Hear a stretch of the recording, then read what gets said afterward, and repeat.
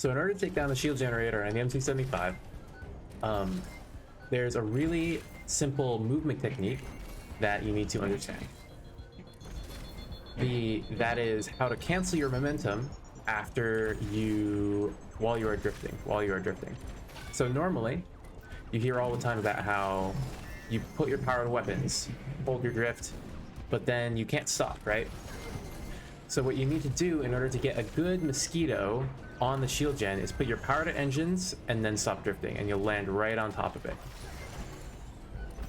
So pretty simple, right? Just leave your power and engines, and then when you drift, you will lose your momentum, right? You'll stop. It's like your engine thrusters put you back to a normal speed instead of just letting you drift forwards, right? So this is power and engines. This is with power and weapons. I let go drift, and yep, there you go. Caps lock is my drift button. Spacebar is my boost button. The other ones aren't really too important. So when you get this down, power and engines now, let go of drift, do some shooting, and then boost out. The second really important part of attacking an MC-75 shield generator is to keep your throttle at 0, so you just don't have as much stuff to worry about. And then to get out, boost out once you've dropped your auxiliaries, once you've dropped a little bit of laser fire. So it's more important to be able to get out and survive than it is to suicide on the generator, especially if something goes wrong. Because if something goes wrong and you sit there and you're shooting at like a section of the hull or out into space, you need to be able to get out and reset your run for the other side or the same side.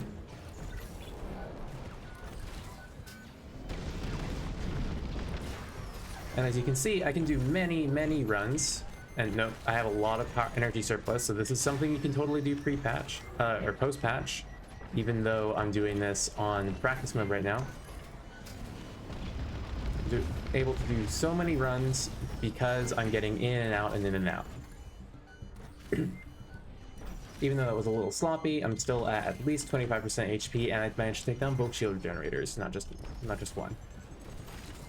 So let's look a little bit more into detail of how to do all these things. So let's remove the flagship, put it back in. So the first thing, right, you need to be able to dead drift. You need to be able to get in on the MC-75. So dead drift, right, throttle down, watch my throttle control guide, throttle down, power to weapons, and boost drift, and you'll instantly accelerate to your like 200 some speed.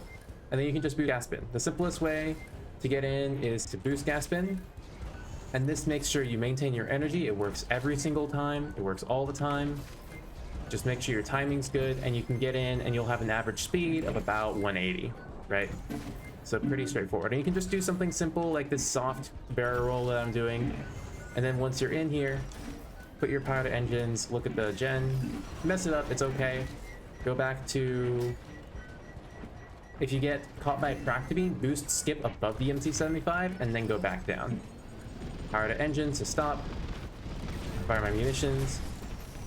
Not perfect, but I get out with about half health, and the shield generator is at 20%.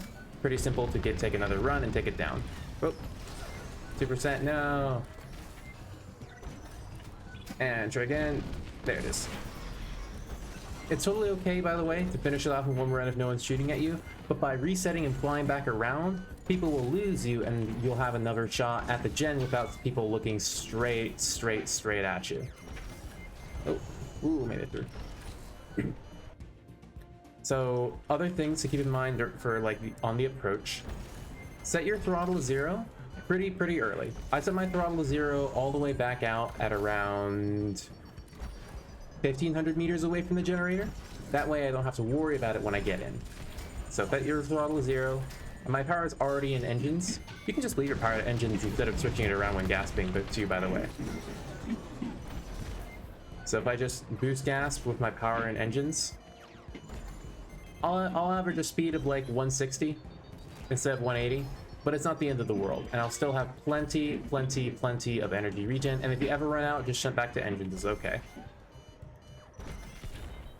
It's better to do a little bit of gasping here, but the bomber honestly regenerates weapon energy so slowly that it's not the most important thing in the world. Still keep practicing your gasping, guys. Make sure you watch my gasping guide if you haven't already.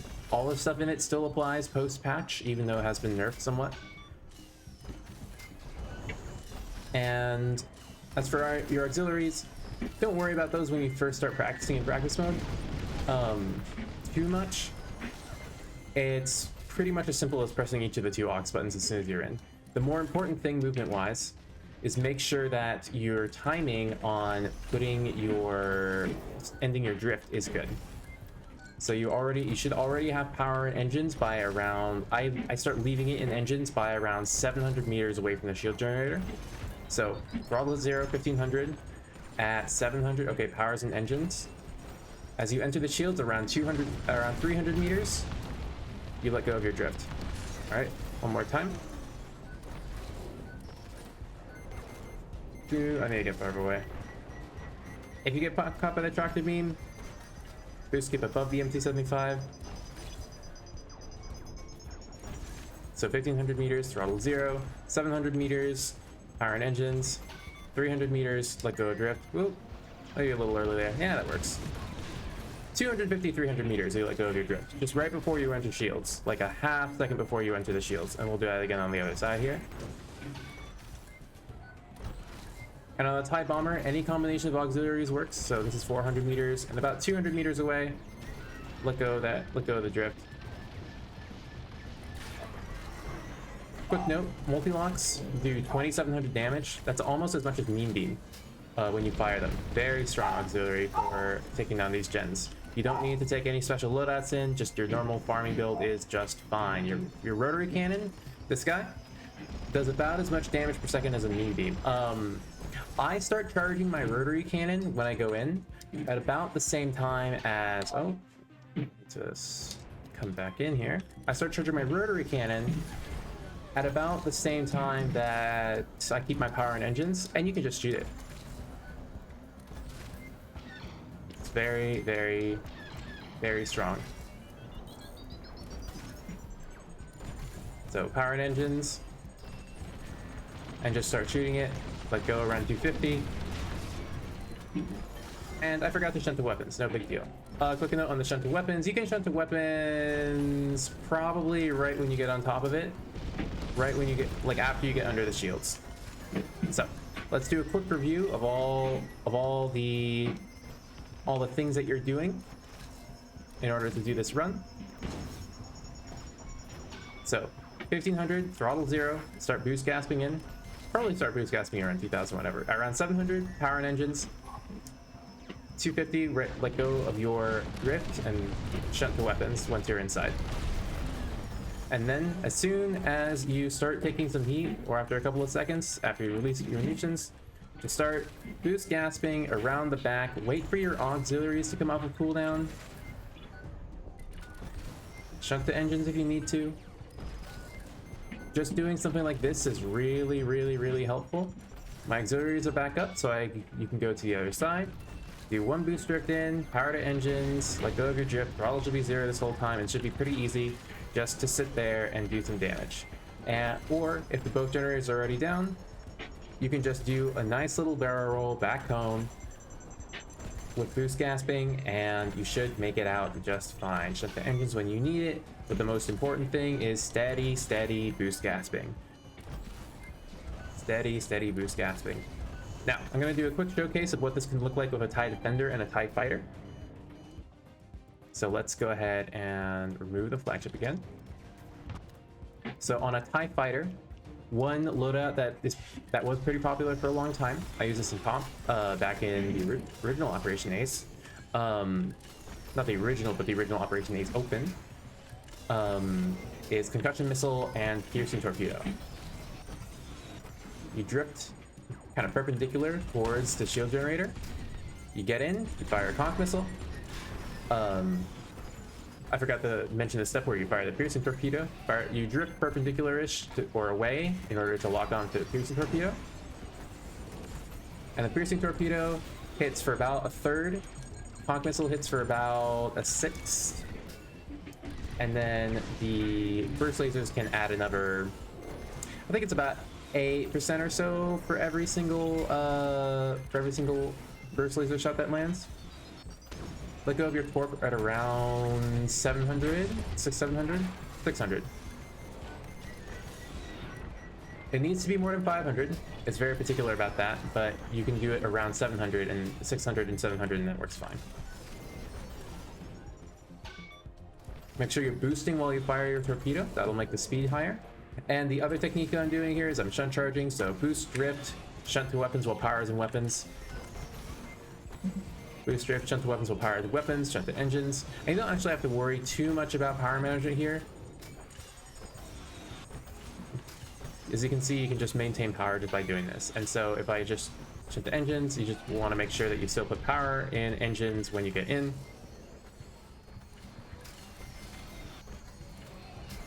So if I'm going to go in, I'll put power in engines first, then I'll shunt to weapons and I'll fire my conch missile, then I'll shunt back to engines, put power in weapons and get out.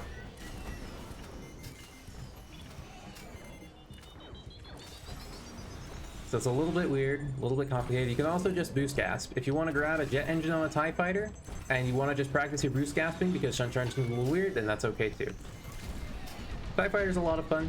It's not as good as the bomber is, but it's a lot more forgiving because you have access to that shunt charging ability in order to make sure that you can keep moving around the map at a really high speed pretty much all the time, like this. Even more energy generation than a TIE bomber, for sure.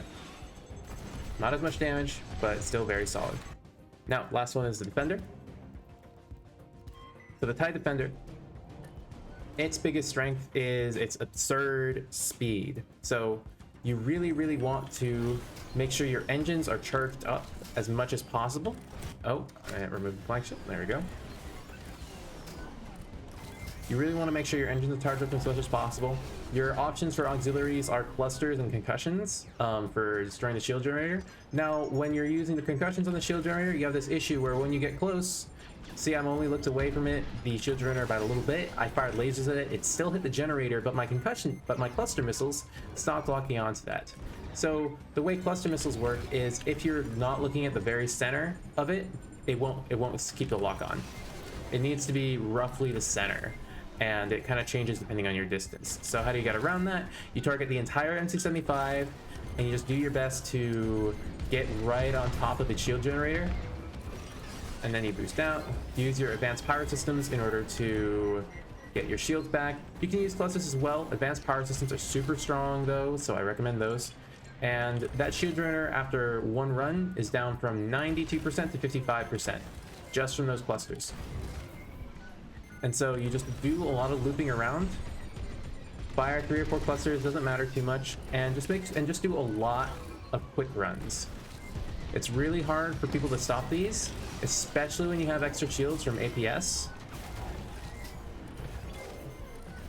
And especially when you have micro thrust engines, you're able to really, really, really get these runs down so quickly that it's just extremely hard to stop, especially if you're high H people. And even post-patch, now that the Defender's been nerfed a couple of times, this is still a really, really, really strong way to play. All you need to do if you need to regen is after a run, that was 3 boosts, and you get take a second, and this is probably 4 or 5 boosts worth of regen. And just whenever you need to recharge, get behind the MC-75, do a long series of boosts. Very easy, very straightforward.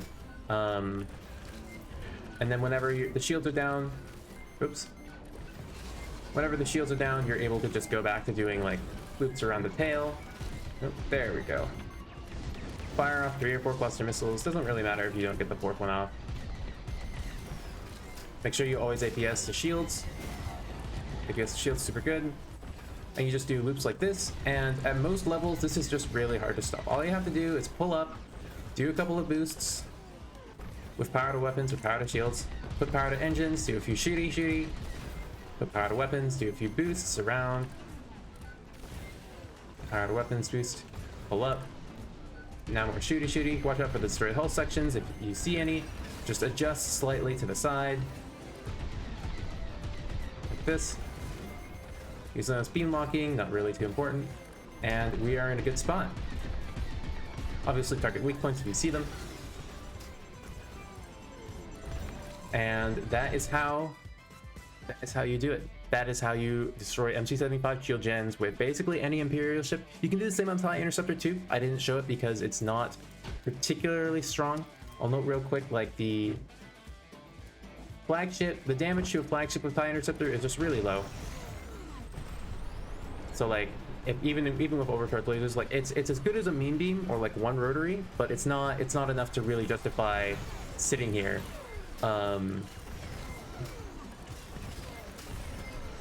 Like this.